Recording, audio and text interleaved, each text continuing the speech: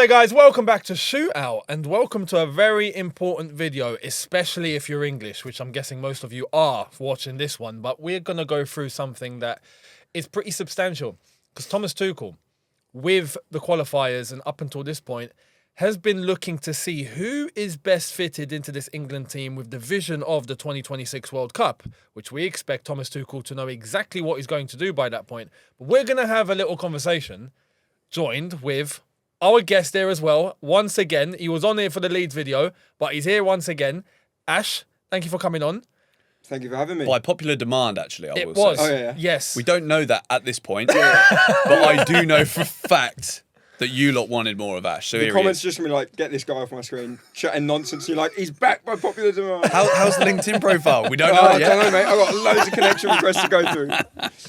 But we're going to go through what is best for this England team as things stand at the moment. And how does the situation look for all of these players? That some you're thinking should be in the England team and some that might have a chance of getting into the England team and some that are probably written off right now.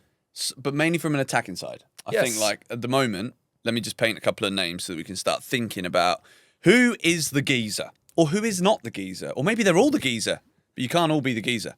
Phil Foden. Good footballer. Cole Palmer, fantastic. Morgan Rogers, huge advocate for this guy. Really, really like him. Jude Bellingham, Eberechi Eze. Like, how does Thomas Tuchel navigate having so many? I haven't mentioned Saka, but that's because I think he's a given, right? Yeah. Jared Bowen. How does Tuchel navigate all of these guys into a squad and a team and an 11? We got great depth. I'll say Yeah. that. Great depth. But that can almost be a problem. I think that it is a problem. It's a good problem. But then some managers will try and force them all in and it doesn't work. I mean, I think of a few times on the Southgate, we played with two wingers and a 10, but both wingers wanted to cut inside and play in the 10. Then Harry Kane up front, who also wanted to play in the 10. You're just playing with 4 10s. Yeah. So- I think one thing was, like, there's a couple of things we do know about who can't play somewhere. Like, I like Phil Foden as a player. I don't like him off the left. And we saw Southgate try that, where it would be, in order to try and accommodate Phil Foden, he'd play on the left, which rendered him ineffective. Well, we've seen Thomas Tuchel already come out publicly and say Bellingham, Foden and Kane cannot play together. I didn't see that. That's very interesting. But that's also great, isn't it? That's that fantastic, Tuchel has been though. able to be like, okay, It's a England. statement, by the way, because those three are huge. I don't Yeah. think he's wrong, though.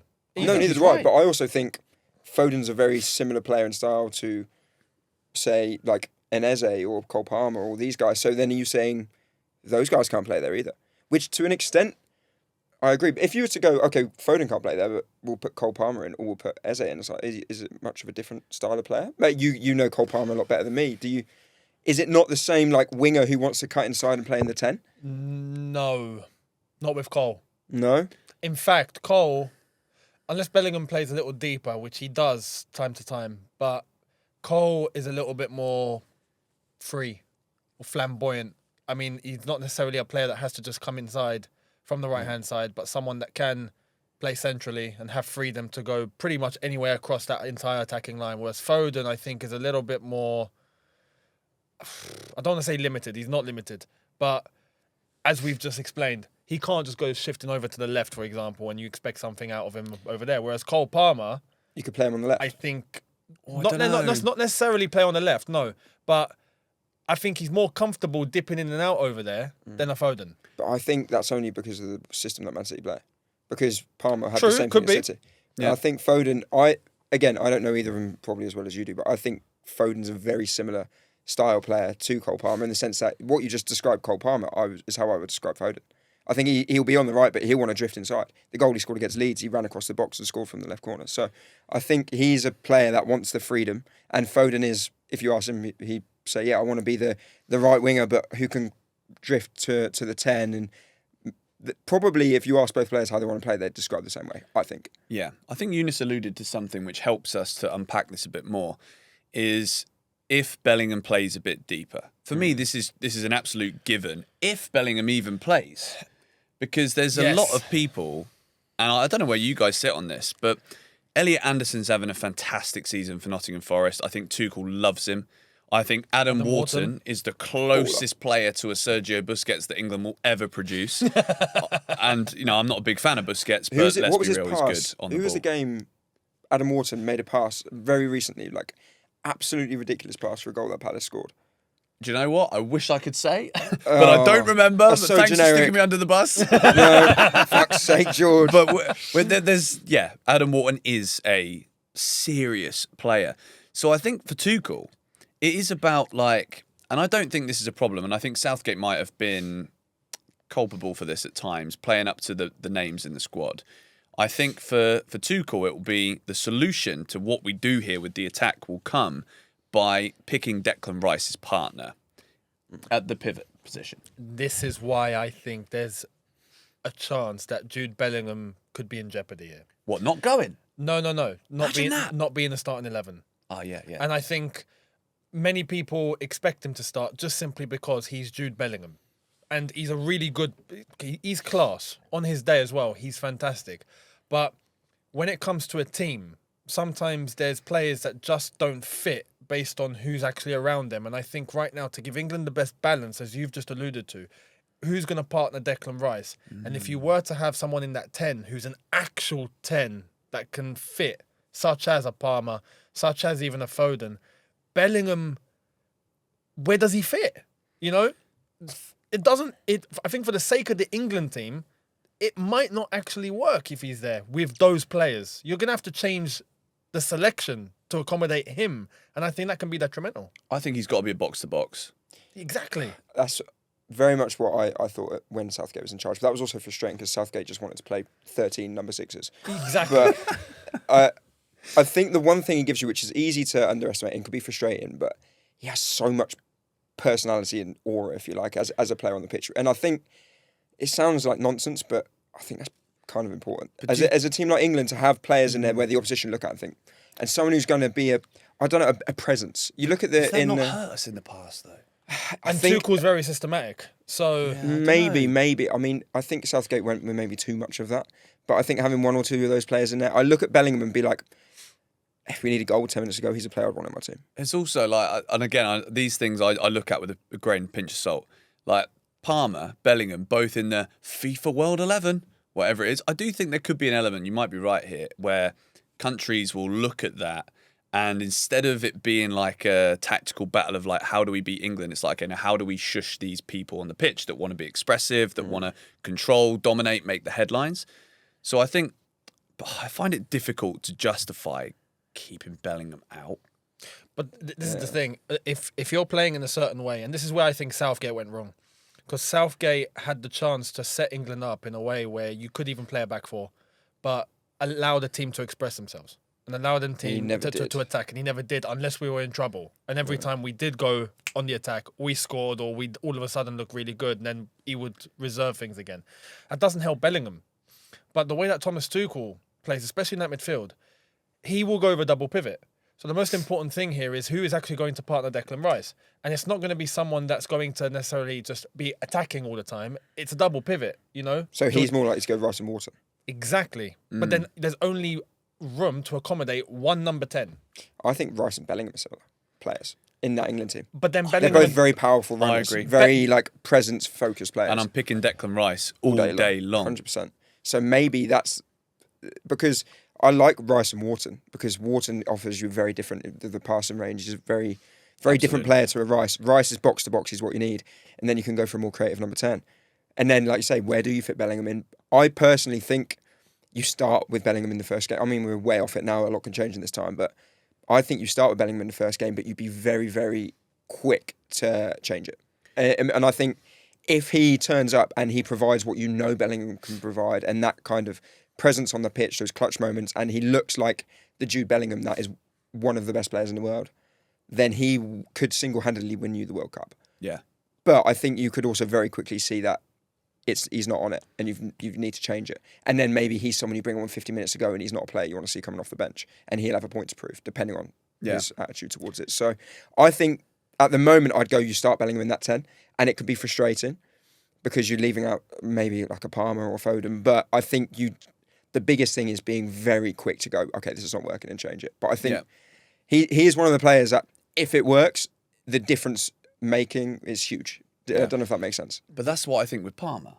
Because like obviously we can be the Parma boat, the Parma team, go Parma FC, come on. Parma FC, call Parma FC, mate. We've all been there before.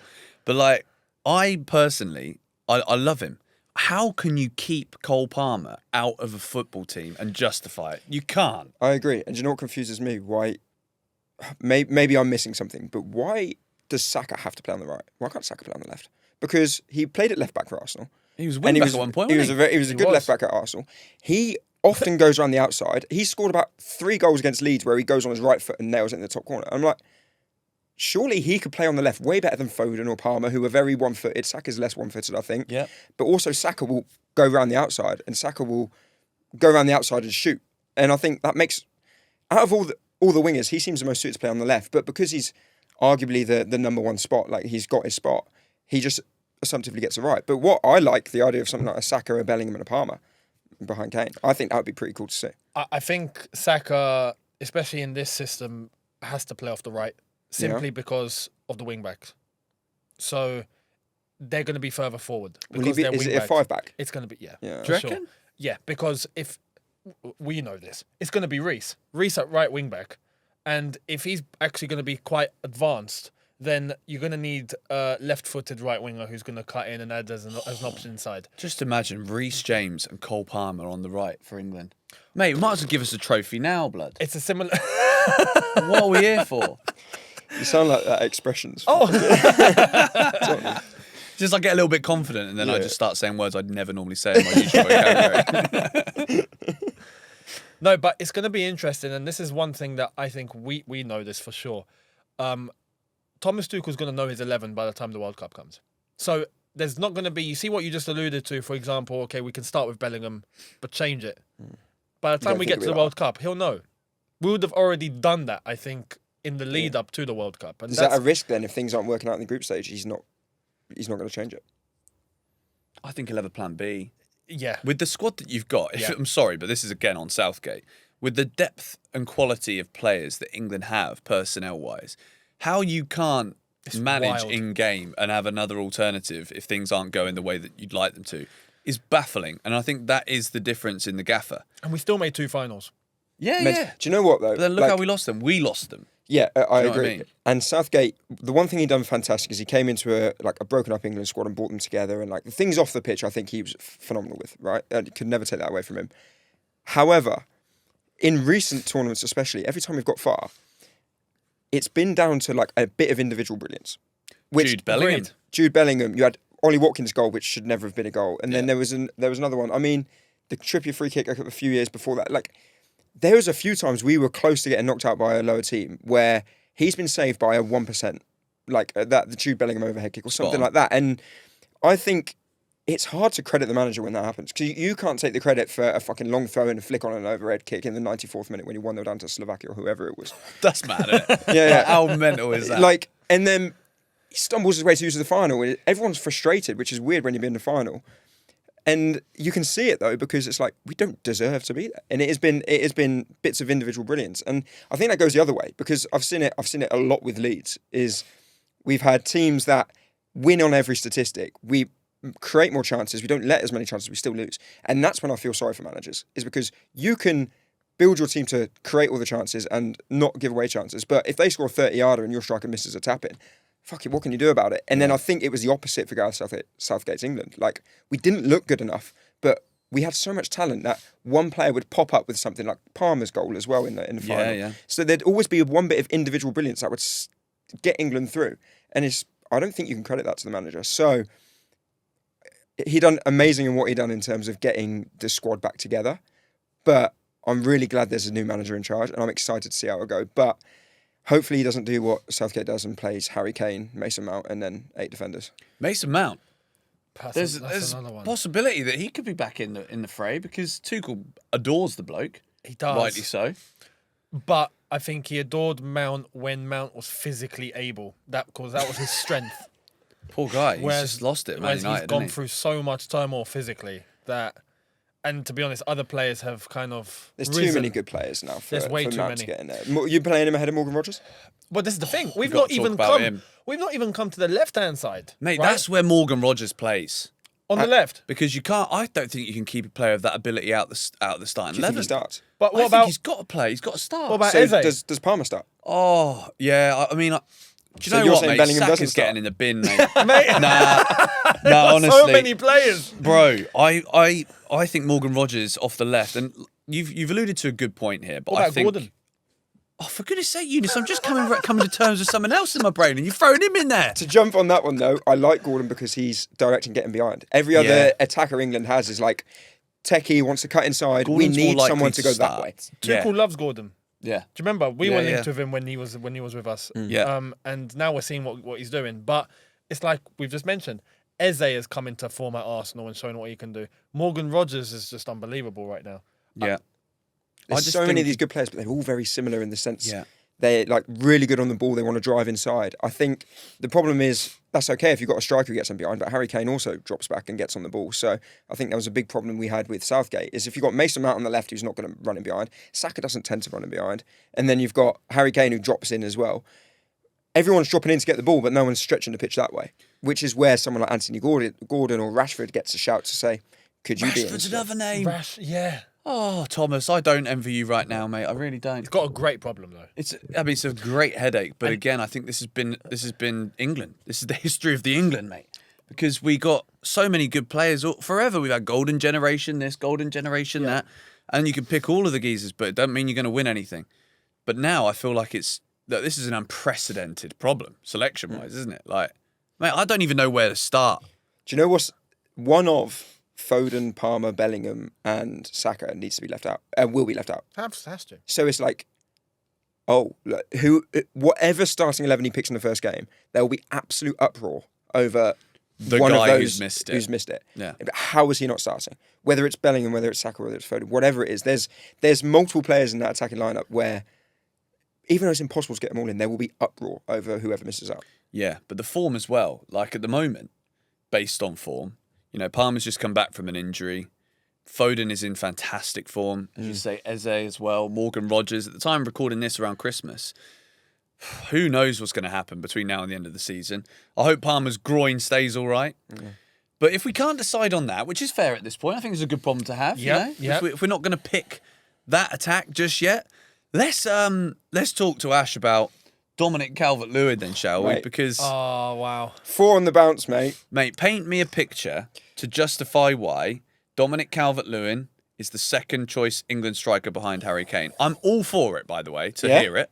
I want you to absolutely nail this one. Well, This is going to be the pitch. This is it. here we go. You listening, Thomas? Let's start with what Farker said. We just drew with Brentford. Calvert-Lewin scored a great header at the end. Can you to do win an it. impression of him for me? I absolutely cannot. Damn it. Not without offending an entire nation. So he said Calvert-Lewin is one of the best English strikers in the Premier League. And at first you hear that, you're like, oh, mate, give it a rest. Even I was a bit like, fucking give it a rest. But then I thought, well, Harry Kane doesn't play in the Premier League. Got Ollie Watkins, very, very good striker, very different type of striker. Jared Bowen's a winger, can maybe do a job up front. What else have you got? Really got Nketiah, who doesn't start for Palace. So Delep. how's he getting on though? Has he been good? We call him Denap on this channel. Denap. Because he's sleeping. He looked a bit shit last time I watched him, but I haven't watched a lot of him, I must say. What are we doing here? Sorry, Liam. Probably throwing him under the bus. If he gets his dad's long throw in, he'll be all right. And then It'll be useful properly. For Dominic Calvert-Lewin in the box, that'll go down straight. Stick me in the lap on the right wing. We've got it. Mate, We've nailed it. I don't know who it was for Brentford, but their geezer had a ridiculous throw in. Mate, that's how they score every time. It's The mental. commentary are like, oh, there's going to be a long throw in the box. There's a good chance for a goal, and they score every time. I'm football's so back, by the way. I absolutely love that every team has got It a has, big hasn't number it? 9. Yep, Every yep. team, like even the top teams, you've got Haaland at City, you've got Gyökeres is like a proper number 9. You've got Liam Delap for you guys. You got who else is there? There's another one who've signed a big 9. Sesko at Man United. So every team's gone for a proper number 9 now. Everyone kicks the ball straight into the corner from kickoff and presses. Unbelievable. Long throw-ins, corners. It's great. I love it. Game's It's back, so ladies back. and gentlemen. Anyway, Lock Going back back- into the Calvert-Lewin pitch. Yeah, Let's exactly. go. And that is why Calvert-Lewin should start for that. Because the game's back. Exactly. But no, I was saying in the video we done before, he is a striker who needs a lot of chances to score. But what he is also a striker who's an absolute nuisance to play against. He is unbelievably good in the air, which I didn't realise. But he's also very fast, good at holding the ball up, strong, and just a bit of a nuisance. And then he's a confidence player. If he's not scoring, he's nowhere near the England squad. But if he hits some confidence, look at him a few years ago. He was undoubtedly the second best English striker. And he's now in the prime of his career. Yes, he's had some bad injuries. If he can stay fit and keep scoring goals, is there anyone that's going to be better than him to start? So he's just scored 4 in a row. Say he scores another 4 in his next 8 games. Like, at that point, you're going, cool, he's scoring goals. And you know he offers everything else. You know he's going to work for the team. You know he's going to win headers and be a nuisance. And you can put the ball in and put it on his head. It's a very good option to have. What I would say that maybe doesn't necessarily suit him is the fact that you've got Harry Kane, who's also very good in the air and a bit more physical. And then you've got Ollie Watkins, who will get in behind and maybe more of a finisher, which is a different style of striker, which makes sense. But if the space is there, which it might not be with all these number 10s, he is a good goal scoring run away from being England's number 2. And I think it'd be hard to argue that if he stays fit and keeps scoring. That's what we were saying about Ollie Watkins, wasn't it? It's like I've watched Ollie Watkins a lot this season, and he's been disappointing. I don't think he's got I've the not same seen much of him. sharpness that we were kind of seeing as synonymous with him. And like you say, likes to get in behind, but I think when that sharpness goes, that kind of nullifies his qualities. Seen a couple of great games. Again, this is the history of this channel, right? As soon as Benson says anything, the opposite thing happens. Like, I was saying how poor he was, and then he scored 2 great goals against Brighton. Of course he flipping did. Say that we're going to get battered at the World Cup then, mate. I can't say that is so. I will not. Do you care about your country? I Say we're going to get smashed. I care about my country in a sporting sense. Yes, I do. And we're not going to get smashed because we're going to win it. We've lost it, lads. We've lost it. Let's think about this then. So, how many strikers, like out-and-out strikers, because we're only going to play with one. Yeah. So how many does Tuchel take? I'm going to say 3. 3. I was going to say 2. 2. You take Harry Kane. Do you take 2 and Jared Bowen? Oh, Who we could forgot do a about Bowen. Who could 2 and do a job? Rashford? Um, Bowen as a winger?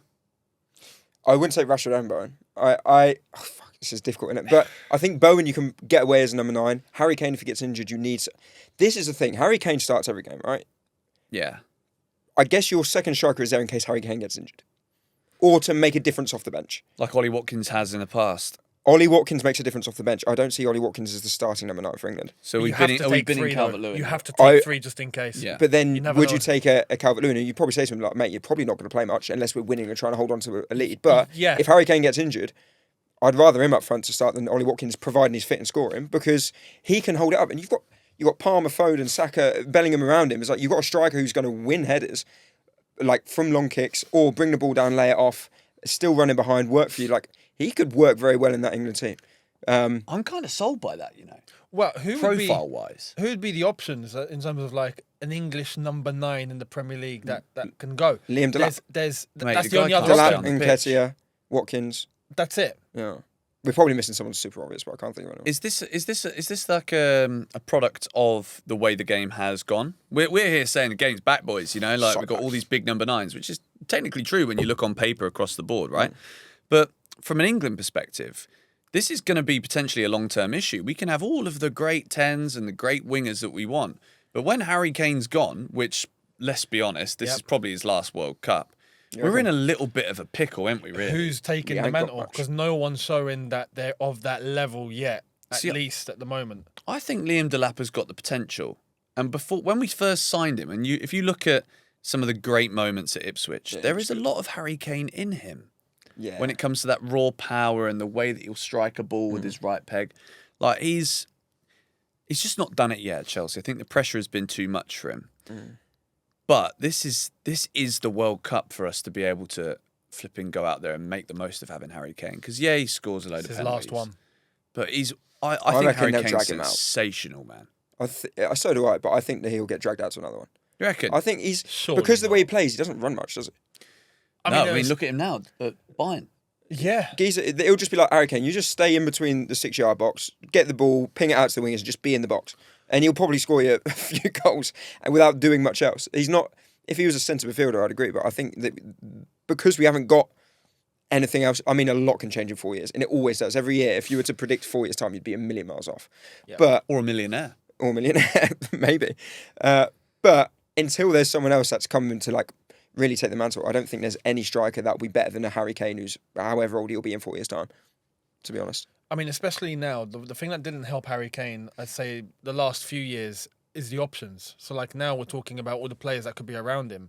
Harry Kane doesn't actually need to drop as deep anymore. But there was, games prior where he'd be staying up there, and then we'd be telling him, you got to drop deeper, like, move. But that's the one argument for Bellingham in the 10. But like, sorry to bring it right back to the start. Yeah. Is Harry Kane drops in, Bellingham will run him behind, and Bellingham's a powerful runner, and he is someone who can stretch a line.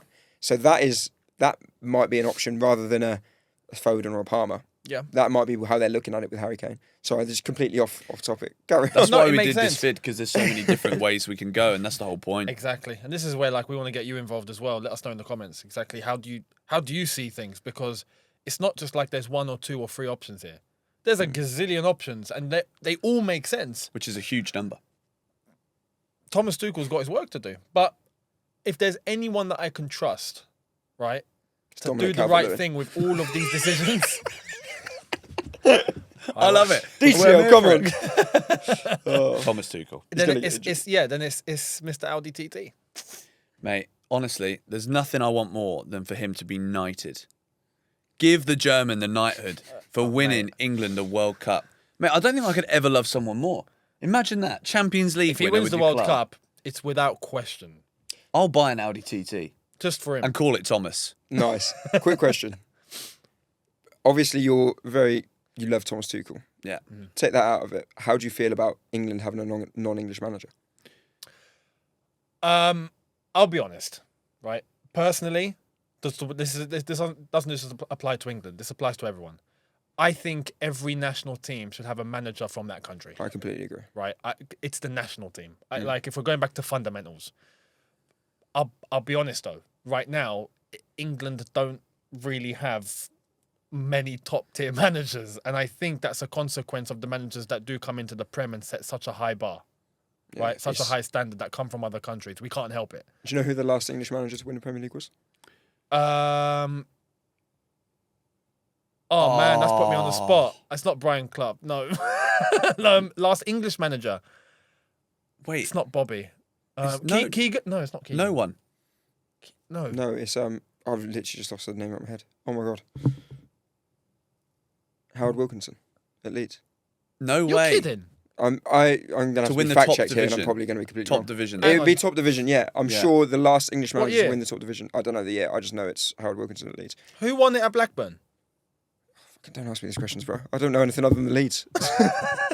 96, wasn't it? Was it We Blackburn might that have won to it? cut this bit out of the video. You're You're gonna have to fact check it. Hold on. Stinky. let me check. Bloody hell.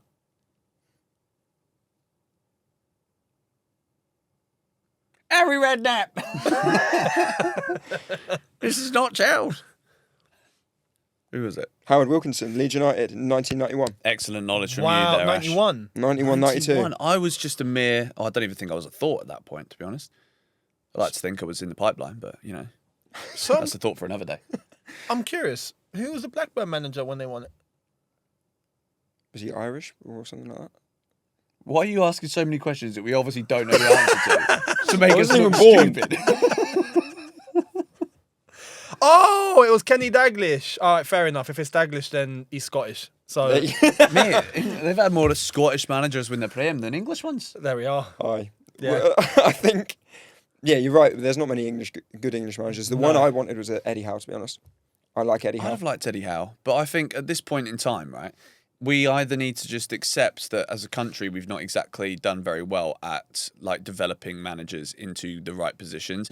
For an English manager to have never won the Premier League since it's become the Premier League Is wild. is bonkers. But that's also like that's a point on the system or against the system, I guess you could say. At this point in time, right? English football, like we created this sport. We were kicking pigs' bladders around fields. We were flipping. Your grandma was knitting footballs together. He was right? back in my We day. did all of this stuff, right? He was there. So yeah, I was there, mate. I was one of the trailblazers, mate. We've got to win it just purely to shut ourselves up. Like I can park the We international actually do. footballing bus forever and just sit there and paint it on a daily. Like just win it. I don't care who does it for us. I want it to be Tuchel. I can't go through any more heartbreak as well. I've lost enough playoff finals as a Leeds fan. I've lost enough Euros or World Cup finals and semi-finals as an England fan. I can't do it again. Mate, you want to see like our parents' generation. I mean, they've gone through it even more. You know, they went through 96. And they went through other things. But And saw they're still going 66. through it. And yeah, Well, yeah. I mean, look, I'll say this because we always say it's coming home. And people get vexed when they hear that, right? All the non-English lot across the world go, oh, here we go again. Well, if you want us to stop saying it, right? Let us you win. should allow us to win it once. Yes. You reckon the UAE are going to win the World Cup? One England day, will. they probably will. Oh, yeah. One day. Well, yeah, they offer citizenship to the professional sports people. So, yeah, And us. Half the team's Brazilian at the moment, mate. the team Brazilian. Neymar's son is from Dubai. Are you Well, sure? before we all get evicted and deported from this country, we should probably wrap this video up. Yeah. Again, Visa revoked. by this point, you know where to find Ash. He's all over LinkedIn. He's definitely one of the most searched people on the internet right now, for sure. He is now. He is on now, for LinkedIn. sure. Thanks to us. No, thanks to his brilliant prowess. Thank you for coming on again, mate. Thank you very much for having appreciated, me. It's been an honour. But, Eunice, any last words from you, mate? This is our final recording of 2025. It is, isn't it? Yeah. Well, no. I mean, Merry Christmas. There's holidays. an obvious one here. Yeah. That is it, isn't it? Merry Happy New Christmas. Year. And I mean, you'll see us anyway, regardless. So we'll tell you that close to the time. But looking forward to the next time we're in here. But up until that point, let us know what you have to say in the comments and what you think about the England situation at the moment and what would you do and what would you recommend. We'd love to know. Come on, England. Give us a goal. Can't Coming wait for DCL to win us the World Cup in the 90th minute. Reece Oh. James is going to score in the final. Calvin Phillips is going to make a comeback, mate. Fuck it. Play him in the 10, I think. Why not? Imagine if Thomas Tuchel was Patrick actually Bamford's on the like, bench. none of these geezers are going to play, and he just picked someone that we'd never heard of before from like... He done that with Angel Gomez, didn't he? He pulled him out of nowhere to play him when he first Where came is in. he these days? I don't know. I'm assuming the same place, but I don't think he... Yeah. He done all right, though, when he played. Yeah, he wouldn't, but yeah, he's a good player. Oh, so many good players. Still going to win fuck all. But... We don't know anything at this point. Let us know.